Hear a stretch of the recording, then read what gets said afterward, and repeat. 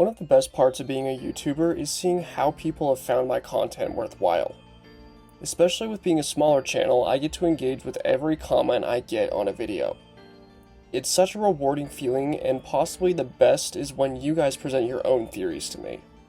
Discord is also allowed for more communication and discussion with my viewers, and another YouTuber by the name of MLG approached me with an awesome theory about a potential fourth timeline in the Zelda chronology.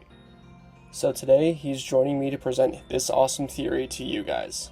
So, without further ado, I'm Mr. Z, and this is Zelda Discussions. Let's get into it. As many of us know, Nintendo's official placement of Breath of the Wild and Tears of the Kingdom is at the very end of every single timeline at a convergence. But that doesn't make the most sense, so this theory suggests otherwise. I believe that these games actually come to pass due to a time split in Wind Waker, in a reality where Ganondorf was able to make his wish without the King of Hyrule interfering. Ganondorf would have made his wish, bringing Hyrule back from under the ocean. And this would explain why there is rock salt left over from the Great Sea in Breath of the Wild and Tears of the Kingdom. However, Ganondorf's wish did not explicitly say, "Make me the ruler of Hyrule." So the Triforce took Ganondorf's words, "Give Hyrule to me," literally, bringing the nation of Hyrule back from under the ocean, instead of making Ganondorf the ruler he sought to become. The Triforce went a step further and gave the entire nation a fresh start, wiping Ganondorf's memories and bringing his people back to life. The Triforce then splits into the Secret Stones. I believe that before the Great Flood, the Zonai lived among the people of Hyrule, but fled to the skies on the Sky Islands to avoid being wiped out by the flood.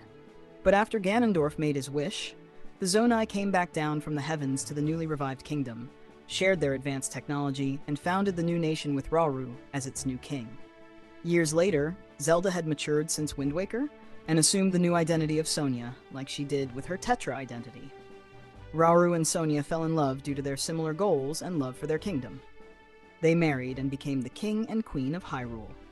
The Zonai's foundation of Hyrule would not be a separate founding like it's made out to be in Tears of the Kingdom, but would be a revival of the already fallen kingdom from Wind Waker. Within 10 years of Ganondorf touching the Triforce, Rauru was able to develop a strong military and government system. But with Ganondorf's memories wiped from him, he only keeps the same hatred for Hyrule that led him to his plan in Ocarina of Time. So, he repeats this plan and swears fealty to Rauru, just like he did to the king in Ocarina of Time.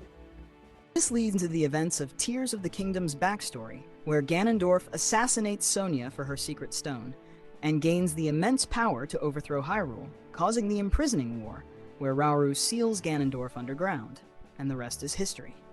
We see that in Wind Waker's prologue, the people pray to the Triforce, which makes it seem that the Triforce is what decided to flood Hyrule. So given this information, I believe that the Triforce gave Ganondorf his literal wish, and made the choice to split itself into the secret stones to prevent Ganondorf from gaining access to the entire Triforce's might. However, it still allows Ganondorf to make use of at least some of its power, as we see him use it in Tears of the Kingdom's backstory.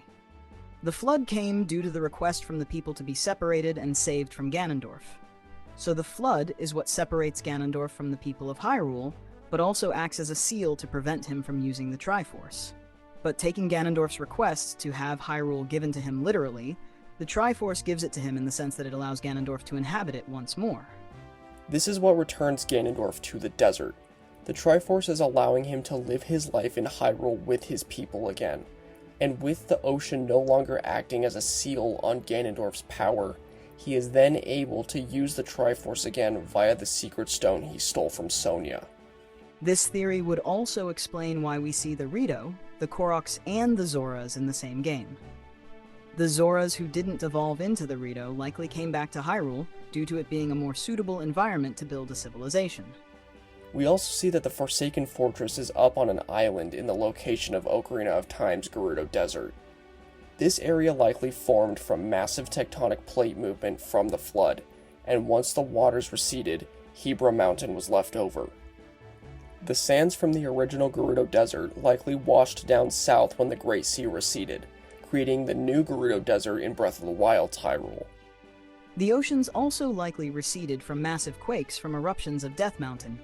The massive eruptions would make the North Hyrule an incredibly hot location due to the sheer amount of lava flowing from it. This is likely the reason Kakariko moved to where the Kokiri Forest is in Ocarina of Time. The people who migrated over there likely used the trees there to build their houses, because as we see in Breath of the Wild, the homes are made out of wood instead of brick like in Ocarina. This was likely a safer location than the foot of a massive volcano. Furthermore, Ganon's tower looks quite similar to the Sheikah towers in Breath of the Wild, hinting at a possible connection. There's also a record of a curse that was put on Zora's domain recorded on one of the Zora tablets in Breath of the Wild, which could have only come to pass in the adult timeline where Zora's domain was frozen by Ganondorf. This would also add new meaning to the titles of these games. Breath of the Wild is the fresh start Wind Waker's Hyrule got, and Tears of the Kingdom refers to the ocean receding, creating both prosperity and tragedy in its wake. MLG's theory is one of the coolest ideas I've heard, and I really think this idea has the potential to be true. Thank you again to MLG for sharing this idea and joining me today. Be sure to check out MLG's channel as he will be making his own Zelda videos in the future, and let us know what you thought of this theory in the comments. I hope you all have a great rest of your day, thanks for watching, and I'll catch you in the next one. See ya.